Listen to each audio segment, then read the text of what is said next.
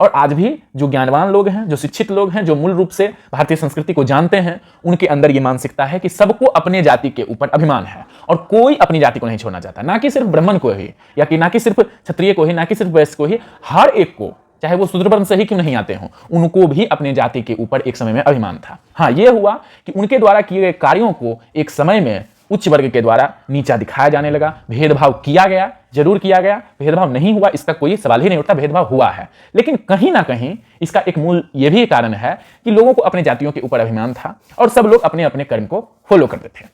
लेकिन यही चीज को आक्रमणकारियों ने हमें बांटने, फूट डालो और शासन करो की राजनीति के द्वारा हमें तोड़ा और आज तक यह जहर हमारे समाज में फल फूल रहा है, जिसके कारण जो है हम लोग अभी भी इसी जहर से लपटे हुए हैं। और अमूमन मैं तो राजनीतिक दलों के नेताओं के द्वारा हमें तोड़ने के लिए कभी कोई एक्ट ला करके, कभी कुछ के द्वारा हमें इस पर जो है तोड़ा जाता है। निष्कर्ष यही है कि सही को सही और गलत को गलत कहने का ताकत होना चाहिए और सही को सही और गलत को गलत मानना चाहिए।